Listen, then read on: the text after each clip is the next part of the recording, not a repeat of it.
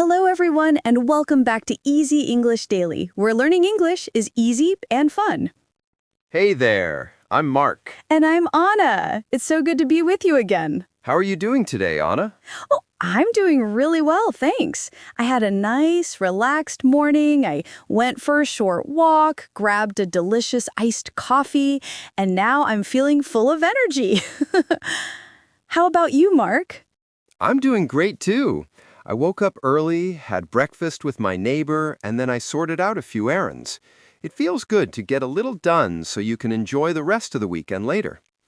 And to all our listeners, welcome. We're so happy you're joining us today. Yes, welcome. Don't forget, if you haven't already, please subscribe to our channel so you never miss an episode. And hit that like button if you enjoy today's lesson. It really helps.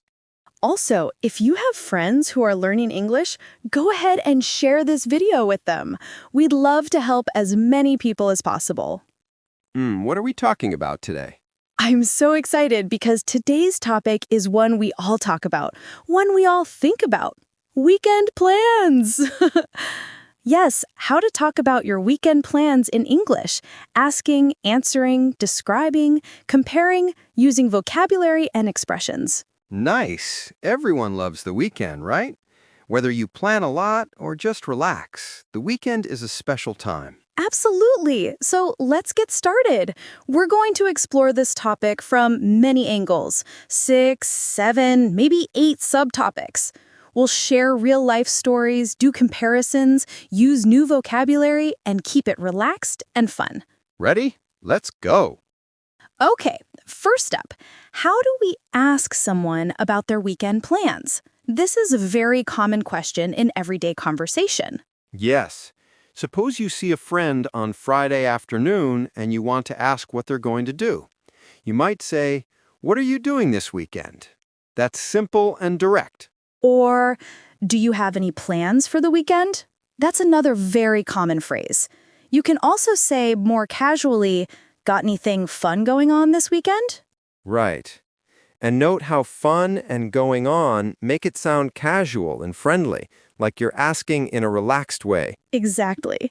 And then the other person might respond. For example, yeah, I'm going to visit my cousin on Saturday and maybe go to the movies on Sunday. Or, not really, I'm just going to stay in and relax. One thing to watch. When you ask, "What are you doing this weekend?" you expect a plan or activity. But when you ask, "Do you have any plans for the weekend?" you're more open. Maybe they don't have anything yet. That gives them space to say, "Not yet," or "I might." Good point. And you can also ask follow-up questions like, that sounds nice. What are you going to see? Or where are you going? It makes the conversation deeper. Okay, so key vocabulary here. Plans, weekend, doing, going on, casual, visit, relax, stay in, what are you doing, any plans. Let's repeat a few. Plans, weekend, visit, relax, stay in, going on. Good. Great, and here's a small anecdote. Last week, I asked my coworker on Friday, got anything fun going on this weekend? He said, maybe I'll go to the beach if the weather's nice. We laughed because the weather wasn't nice, but it shows how this question works. Oh, yes. And that brings us to our next subtopic. So, Anna, when the weekend arrives, are you more a going out person or a staying in person? Good question. I'd say I'm a bit of both. I love going out, maybe brunch with friends, a movie, a museum, but sometimes I just want to stay in, curl up with a blanket and a good book. Same here.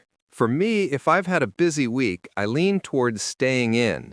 But if I've been sitting at a desk too much, I like to go out, move around, get fresh air. It depends. Right.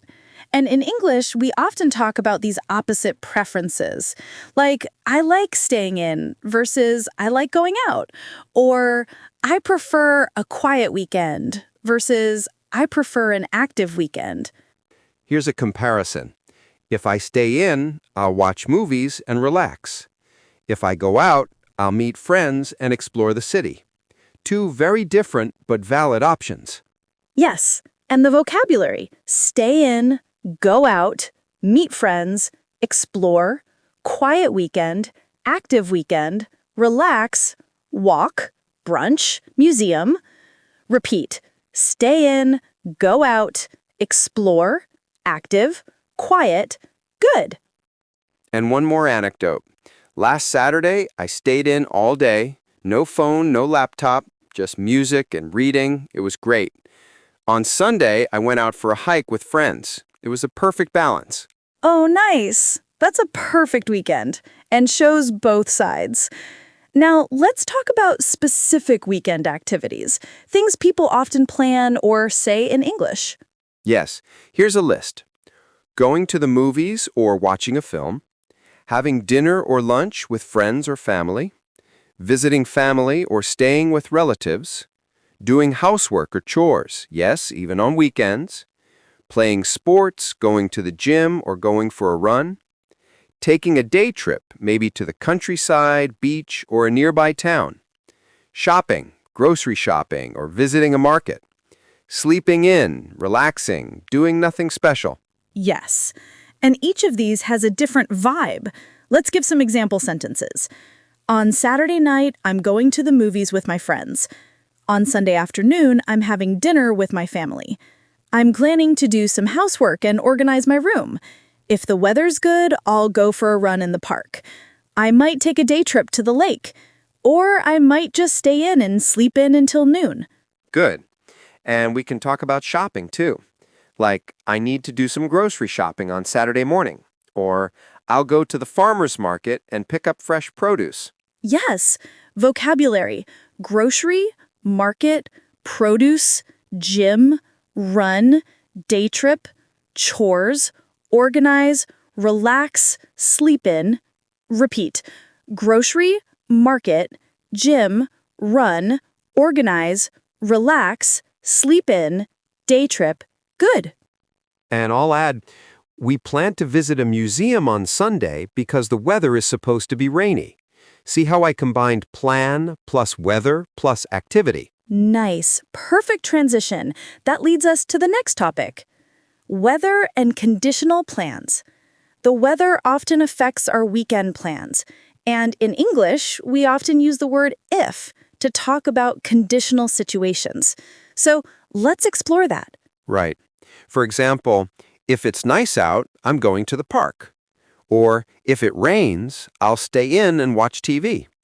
These if sentences are very common. We also say, if the weather's good, I'll go hiking. If it's cold, I might stay home. If it's sunny, maybe I'll go for a bike ride. All these show how weather and plans link. Let's pick some vocabulary.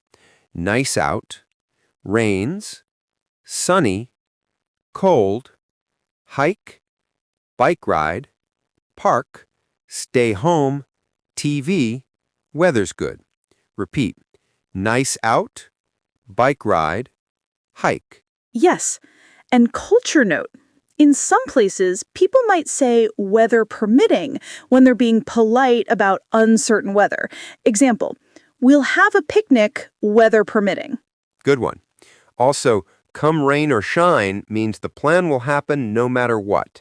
You might say, we'll have the barbecue this Sunday, come rain or shine. That's a useful idiom. Come rain or shine means no matter what the weather does. Use these expressions to add flavor. One personal story. Last weekend, I planned a bike ride, weather permitting. It was cloudy in the morning, but by noon, the sun came out and we went, and we had an amazing ride. That must have felt great. And I had a plan: if it's sunny, I'll go to the beach. But it ended up raining, so I stayed in with a movie and popcorn. And you know what? It was still a good weekend. Yes, the important thing is flexibility. Exactly. Let's talk about making plans that are not rigid, flexible plans. This is normal for weekends when you might want to leave room for spontaneous fun or relaxation. Right. Instead of saying, I'm definitely going, you might say, I might go out on Saturday. Or, I'm thinking of visiting my grandma. Or, I haven't decided yet. I'll play it by ear. Play it by ear is a great expression. It means decide as you go rather than plan everything. Another useful phrase is, I'm planning to, but then you might add, but we'll see how I feel. And modal verbs like could, might, may, should are helpful. Example, we could go for a walk. We might go to a concert. I may stay in. I should finish reading my book. Good. And you can contrast, I could go to the gym, but I might just rest. That shows two options. Good vocabulary. Could, might, should. Here's an anecdote. I told a friend, I'm thinking of going hiking this weekend. He said, cool, but you might change your mind.